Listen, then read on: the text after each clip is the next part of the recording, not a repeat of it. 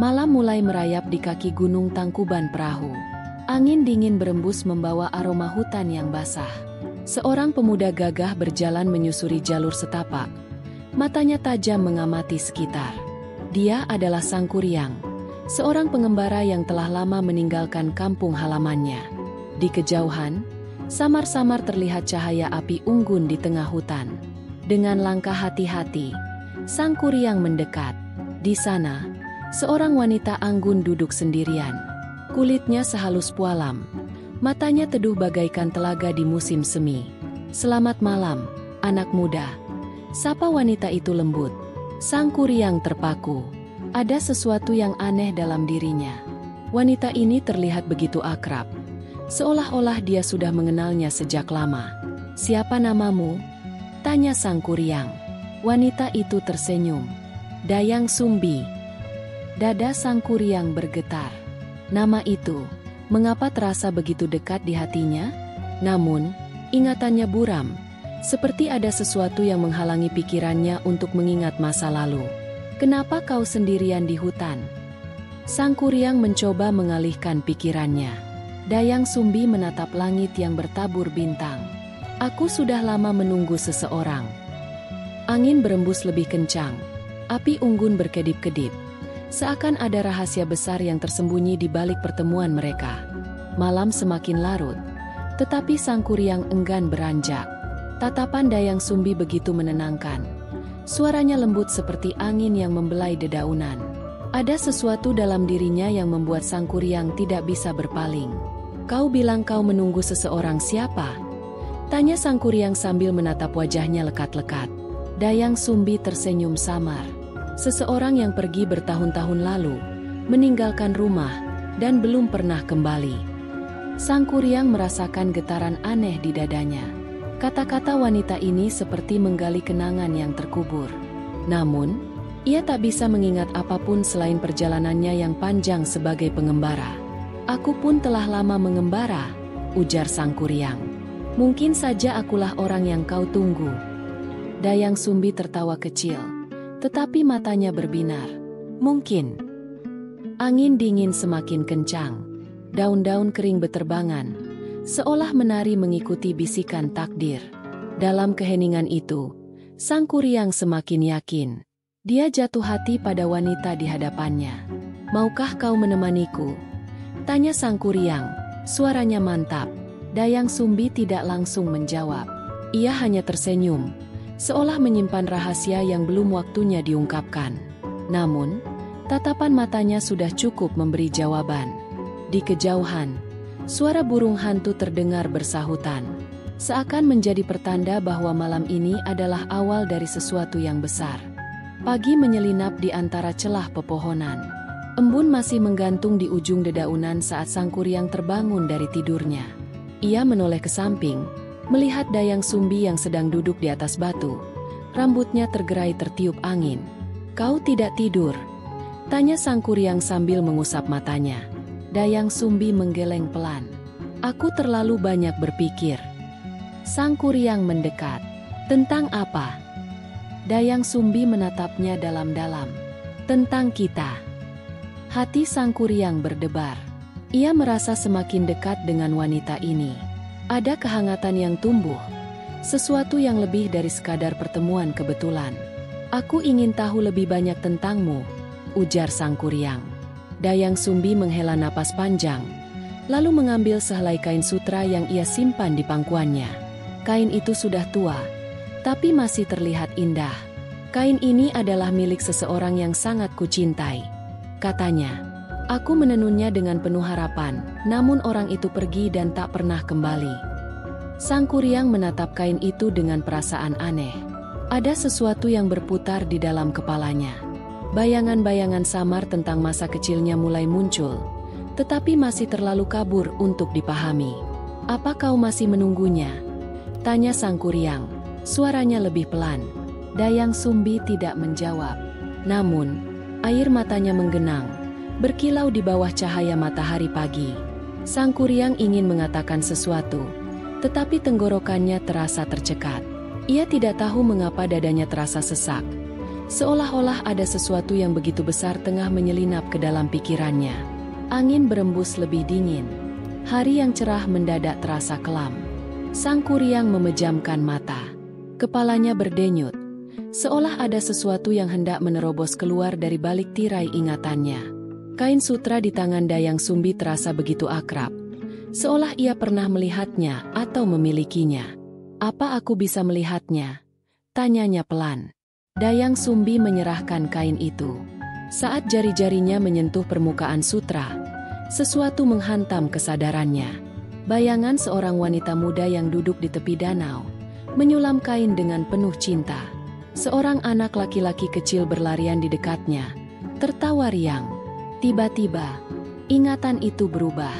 Anak laki-laki itu berbuat kesalahan besar. Ibunya marah, dan dalam kepanikan, ia melarikan diri ke dalam hutan. Ia terus berlari, tak pernah menoleh ke belakang. Sang Kuryang membuka mata, napasnya tersengal. "Tidak mungkin," gumamnya. Dayang Sumbi menatapnya dengan sorot mata yang sulit diartikan. "Ada apa?" Sang Kuryang mundur selangkah. Aku merasa pernah melihat kain ini sebelumnya." Dayang Sumbi menggenggam tangannya erat. "Siapa namamu?" Sang Kuryang menelan ludah. "Aku Sang Kuryang." Mata Dayang Sumbi membelalak. Tubuhnya mendadak membeku. Napasnya tercekat. Seketika, dunia terasa berhenti berputar. Angin berembus kencang, mengguncang pepohonan. Daun-daun beterbangan, seakan ikut merasakan kegelisahan yang menguar di antara mereka. Dayang Sumbi terhuyung mundur. Suaranya gemetar saat ia berbisik. "Tidak mungkin. Kau, anakku."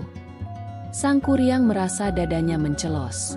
Darahnya berdesir kencang, seakan baru saja mendengar sesuatu yang mengubah seluruh hidupnya. Langit yang semula cerah tiba-tiba dipenuhi awan gelap. Seakan alam pun tersentak oleh kebenaran yang baru saja terungkap. Sang Kuryang melangkah mundur, matanya melebar, dadanya bergemuruh seperti hendak meledak. "Apa yang kau katakan?" Suaranya bergetar. Dayang Sumbi menggigit bibirnya. Tubuhnya gemetar hebat. "Kau adalah anakku." Dunia seakan runtuh. Kata-kata itu menggema di kepala Sang Kuryang, menghantam kesadarannya seperti gelombang ombak yang menghancurkan karang. Ia ingin menyangkal, ingin mengatakan bahwa ini semua hanyalah kesalahpahaman. Namun, setiap potongan kenangan yang berkelebat dalam pikirannya justru membenarkan semuanya. "Aku, putramu." Sang Kuryang hampir tidak bisa mengucapkan kata-kata itu. Dayang Sumbi menahan air matanya. "Aku telah kehilanganmu bertahun-tahun lalu. Aku mengira kau tak akan pernah kembali." Sang Kuryang mengepalkan tangan. Dadanya sesak oleh kemarahan yang tak dapat ia jelaskan. Selama ini, ia hidup dalam pengembaraan tanpa arah, tanpa mengetahui siapa dirinya sebenarnya. Dan kini, saat ia menemukan cinta, takdir justru menertawakannya dengan kenyataan yang mustahil diterima. "Aku tidak percaya," bentaknya. "Ini pasti kesalahan." Dayang Sumbi menggeleng. "Tidak, aku mengenal wajahmu. Aku mengenal tatapanmu. Kau adalah anakku." Sang Kuryang mundur beberapa langkah. Dadanya naik turun. Napasnya memburu. Seluruh tubuhnya gemetar, bukan karena ketakutan, tetapi karena amarah yang mulai menguasainya. "Apa kau sengaja menipuku?" Suaranya bergetar. "Mengapa kau tidak mengatakan ini lebih awal?" "Aku tidak tahu. Aku tidak menyangka kau adalah Sang Kuryang yang dulu." Dayang Sumbi menangis. Langit yang sebelumnya cerah kini kelam. Angin berembus semakin kencang, mengguncang pepohonan seolah ikut merasakan gejolak yang membara dalam hati Sang Kuryang. Matanya kini dipenuhi kegelapan. Kemarahan yang selama ini tertahan, kini bangkit dengan dahsyat. Sang Kuryang mencengkeram rambutnya. Kepalanya berdenyut hebat. Ingatan yang selama ini terkunci kini membanjiri pikirannya tanpa ampun. "Aku mencintaimu," gumamnya. Suaranya terdengar parau. "Aku mencintai ibuku sendiri." Dayang Sumbi menutup mulutnya, menahan isak tangis yang hampir pecah. Perasaan yang sebelumnya dipenuhi kebahagiaan kini berubah menjadi keputusasaan yang tak terperi. Kita tidak bisa, Sang Kuryang. Suaranya nyaris tak terdengar. Sang Kuryang menatapnya dengan sorot mata yang sulit diartikan. Ada kesedihan, ada kemarahan, dan ada sesuatu yang lebih dalam. Kekecewaan yang menusuk jantungnya seperti belati. Kalau begitu, aku akan melupakan semuanya, katanya dengan suara dingin. Aku akan tetap menikahimu, dan tidak ada yang bisa menghalangiku. Dayang Sumbi tersentak. Tidak, itu melawan kehendak langit. Kau harus menghentikan ini. Namun, Sang Kuryang tidak mau mendengar. Ia sudah kehilangan segalanya. Seluruh hidupnya terasa seperti lelucon kejam yang ditulis oleh takdir. Jika ia harus melawan dunia, maka ia akan melakukannya tanpa ragu. Dayang Sumbi menggigit bibirnya. Ia tahu Sang Kuryang keras kepala. Ia tahu kata-kata tidak akan bisa menghentikannya. Maka, hanya ada satu cara. Aku akan menikah denganmu, Sang Kuryang, katanya tiba-tiba. Sang Kuryang terkejut. Apa yang kau katakan? Tapi dengan satu syarat, lanjut Dayang Sumbi. Buatkan aku sebuah danau dan sebuah perahu raksasa dalam satu malam.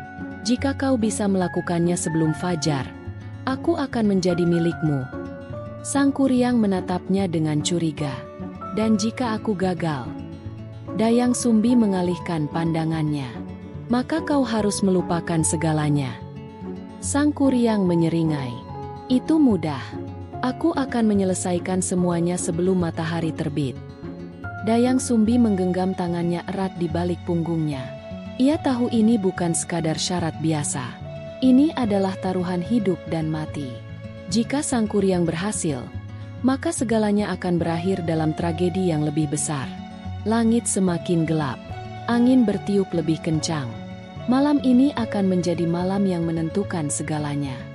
Malam menelan hutan dengan keheningan yang mencekam. Sang Kuryang berdiri di puncak bukit. Matanya menatap ke bawah. Lembah luas itu akan menjadi danau yang diminta Dayang Sumbi. Tangannya mengepal. Tubuhnya dipenuhi semangat yang membara. Dengan satu tarikan napas, ia mengangkat kedua tangannya ke langit. Bisikan mantra kuno meluncur dari bibirnya, menggema di antara pepohonan. Seketika, tanah bergetar hebat. Batu-batu raksasa berhamburan dari dalam bumi, membentuk tanggul yang akan menampung air. Sang Kuryang bergerak cepat. Dengan kekuatan yang tidak dimiliki manusia biasa, ia mencabut pohon-pohon besar, menebarkannya sebagai dasar danau. Dari ujung lembah, air mulai merembes keluar, mengalir deras mengisi cekungan yang mulai terbentuk. Di sisi lain, sebuah perahu raksasa mulai dirakit. Sang Kuryang mengangkat batang-batang kayu besar seolah tidak berbobot, menumpuknya menjadi rangka yang kokoh. Tangannya bergerak tanpa henti, mengukir, menyusun, dan menyatukan setiap bagian dengan presisi yang luar biasa. Sementara itu, Dayang Sumbi berdiri di puncak bukit, menyaksikan semuanya dengan napas tertahan. Dadanya sesak melihat kekuatan luar biasa yang dimiliki putranya. Ia tahu, jika Sang Kuryang berhasil, maka bencana besar akan terjadi. Waktu terus berjalan. Bintang-bintang berpendar di langit, tetapi perlahan, langit di ufuk timur mulai memucat. Fajar sudah dekat. Namun Sang Kuryang semakin cepat. Dayang Sumbi menggigit bibirnya. Ia tidak bisa membiarkan ini terjadi. Dengan langkah tergesa, ia berlari menuju desa terdekat. Setibanya di sana, ia membangunkan semua orang. Cepat, nyalakan obor, pukul lesung, buat suara gaduh. Kita harus menggagalkan ini. Orang-orang yang masih mengantuk terkejut, tetapi tidak berani membantah. Mereka segera menyalakan api, memukul-mukul benda apa saja yang bisa menimbulkan suara keras. Riuh rendah memenuhi udara, dan cahaya mulai menerangi langit yang masih gelap. Di tengah pekerjaannya, Sang Kuryang terhenti. Ia menatap langit. Matanya membelalak. Cahaya kemerahan tampak menyala di ufuk timur. Ayam-ayam mulai berkokok bersahutan. Jantungnya berdetak kencang. Tidak, ini tidak mungkin. Tangannya mengepal. Rahangnya mengeras. Ia telah ditipu. Amarah meledak di dalam dadanya. Begitu dahsyat hingga bumi bergetar. Dengan teriakan penuh kemarahan, Sang Kuryang menghempaskan perahu raksasa yang hampir selesai. Perahu itu terpental, terbalik, lalu jatuh menghantam tanah dengan suara menggelegar. Saat debu mereda, di tempat perahu itu terjatuh, terbentuklah sebuah gunung yang menjulang tinggi. Gunung itu adalah Tangkuban Perahu. Sang Kuryang berdiri diam, matanya menyala penuh kebencian. Ia telah dikhianati oleh wanita yang paling ia cintai. Langit benar-benar terang. Malam telah kalah oleh siang. Namun, di dalam hati Sang Kuryang, gelap tak pernah pergi.